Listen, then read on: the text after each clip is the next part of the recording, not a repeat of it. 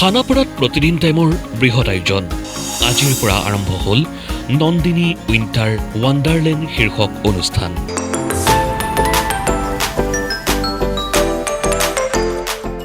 অসমৰ লগতে উত্তৰ পূৰ্বাঞ্চলৰ অৰ্ধ শতাধিক উদ্যোগীৰ অংশগ্ৰহণ। তিনিদিনীয়া কাৰ্যসূচীৰে পুনৰ আৰম্ভ হ'ল নন্দিনী উইণ্টাৰ ৱাণ্ডাৰলেণ্ড শীৰ্ষক অনুষ্ঠান।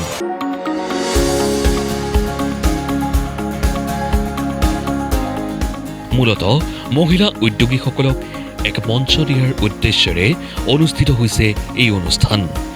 খানাপাৰাৰ গণেশ মন্দিৰ ইণ্ডোৰ ষ্টেডিয়াম প্ৰাংগণত অনুষ্ঠিত এই অনুষ্ঠানৰ শুভাৰম্ভ কৰিলে অসমীয়া চলচ্চিত্ৰ উদ্যোগৰ জনপ্ৰিয় অভিনেত্ৰী নিশিতা গোস্বামীয়ে।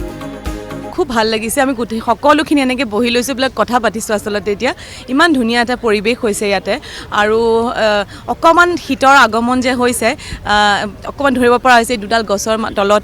এটা পৰিৱেশটো ইমান ধুনীয়া হৈছে, আৰু তাতোকৈ ডাঙৰ কথা যিখিনি আমাৰ লোকেল এণ্টাৰপ্ৰিনিয়ৰ আছে তেওঁলোকক এইটো প্লেটফৰ্ম বুলিয়েই ক'ব পাৰি।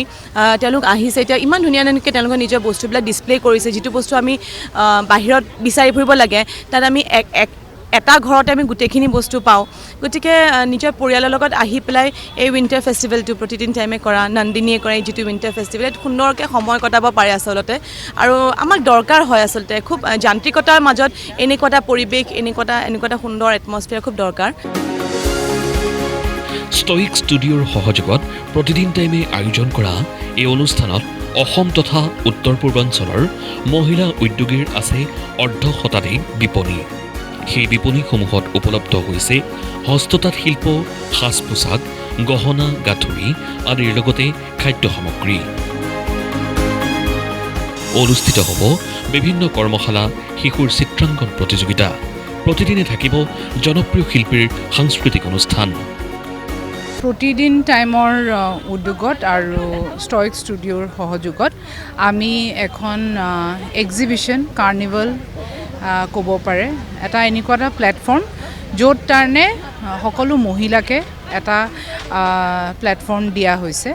আৰু আমাৰ যিহেতু উদ্যোগী মহিলা, তেখেতসকলে বিভিন্ন প্ৰণালী, বিভিন্ন বস্তু তৈয়াৰ কৰে, হাতেৰে তৈয়াৰ কৰা কিছুমান বস্তু। তেখেতসকলৰ কাৰণে এইটো এটা বিশেষ এটা প্লেটফৰ্ম বুলি ক'ম মই, কাৰণ ইয়াতে কাৰণে অলপ ডাঙৰ স্কেলত কৰা হৈছে, যাতে সকলো আহে ইয়াতে। যিহেতু এতিয়া উইণ্টাৰ্ছ আৰম্ভ হৈছে, খোৱাৰ প্ৰণালী আছে, খোৱাৰ বিভিন্ন ধৰণৰ ষ্টল আছে। আমাৰ গধূলিকৈ সাংস্কৃতিক সন্ধ্যা হ'ব, তাতে বিভিন্ন ধৰণৰ বেণ্ডে ইয়াতে বজাব, আৰু এটা সুন্দৰ পৰিৱেশ এটা গঢ় ল'ব বুলি মই আশা কৰোঁ। আজি ছেকেণ্ড ইয়েৰ আমি আহিছোঁ, খুব ভাল লাগিছে। মানুহবিলাকৰ উৎসাহ, ছোৱালীবিলাকৰ বহুত দূৰ দূৰৰ পৰা আহি ইয়াতে সকলোৱে নিজৰ নিজৰ বস্তুবিলাক, প্ৰতিভাবিলাক বিকাশ কৰিছে, আৰু ভাল হওক তাৰে কামনাৰে। আজিৰ পৰা দ্বিতীয়বাৰৰ বাবে অনুষ্ঠিত হোৱা নন্দিনী উইণ্টাৰ ৱাণ্ডাৰলেণ্ড শীৰ্ষক এই অনুষ্ঠানৰ শুভাৰম্ভণি অনুষ্ঠানত উপস্থিত আছিল সাহিত্য একাডেমী বঁটাৰে সন্মানিত ৰাজ্যৰ বিশিষ্ট সাহিত্যিক তথা স্বাধীন আৰু সাতসৰীৰ সম্পাদক অনুৰাধা শৰ্মা পূজাৰী, নন্দিনী আলোচনীৰ সম্পাদক মাইনী মহন্ত, প্ৰতিদিন টাইমৰ মুখ্য সম্পাদক নিতুমণি শইকীয়া আৰু পৰিচালন সঞ্চালিকা স্মিতাক্ষী বি গোস্বামীৰ লগতে কেইবাগৰাকীও সমল ব্যক্তি। মূল কথাটো হৈছে এগৰাকী মহিলাক অৰ্থনৈতিকভাৱে স্বাৱলম্বী কৰা। সেইটোতকৈ আৰু মই ভাবোঁ যে জাতি গঠন প্ৰক্ৰিয়াত ইয়াতকৈ আৰু ডাঙৰ ভূমিকা একোৱেই নাই।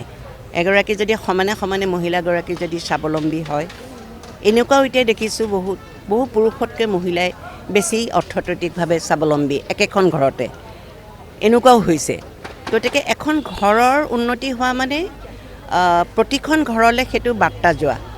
এই ঘৰবিলাক যেতিয়া উন্নতি হ'ব, এটা জাতিৰ উন্নতি হ'ব। ই এটা বৰ ডাঙৰ সোণালী পথ। গুৱাহাটীৰ বিভিন্ন প্ৰান্তৰ মানুহ এই মেলাখনলৈ আহিব পাৰে, আৰু আহি ইয়াত অকণমান সহযোগিতা আগবঢ়ালে পঞ্চীৰ দৰে উদ্যমীসকল সাহস পাব আৰু আগুৱাই যাব, আৰু আপোনালোকে নিজেও এটা মনোৰঞ্জন পাব। ইয়াতকৈ বিশেষ একো নকওঁ। পুনৰবাৰ এই দ্বিতীয়বাৰৰ কাৰণে এই মেলাখনৰ সফল পৰিসমাপ্তি ঘটাৰ আশা কৰিছোঁ। এই 3টা দিনত সকলো মানুহ গুৱাহাটীবাসী ইয়ালৈ আহক আৰু এই মেলাখনৰ যিটো লক্ষ্য আৰু উদ্দেশ্য তাত সাকাৰ ৰূপ দিয়ক। এতিয়া ইমান ভাল লাগে মনটো যে আমাৰ অসমীয়া ল'ৰা ছোৱালীবোৰে ইমান ভাল কাম কৰিছে, মানে পেলনীয়া সামগ্ৰীৰ পৰা বস্তু তৈয়াৰ কৰাৰ পৰা আৰম্ভ কৰি ৱাইন, কাপোৰ, প্ৰত্যেক বস্তুৰ ষ্টলবিলাক মানে কেতিয়া হৈ উঠে, কেতিয়া চাওঁ, কেতিয়া কিনো, এনেকুৱা হৈ আছোঁ। গতিকে সকলোৰে নিশ্চয় এইটো হৈছে, ভাল পাব। আৰু এক মনোৰঞ্জনৰ অনুষ্ঠান আছে, নিতুমণিয়ে কৈছে। গতিকে গুৱাহাটীবাসীৰ কাৰণে এই 3 দিন এটা মানে খুব ভালকৈ সময় কটোৱাৰ এটা ঠাই ইয়াত আচলতে তৈয়াৰ কৰা হৈছে, আমি আশা কৰিছোঁ। ভিডিঅ' জাৰ্নেলিষ্ট বিপুল দাস আৰু অজয় শৰ্মাৰ সহযোগত ধীৰাজ হাজৰিকাৰ ৰিপৰ্ট, প্ৰতিদিন টাইম।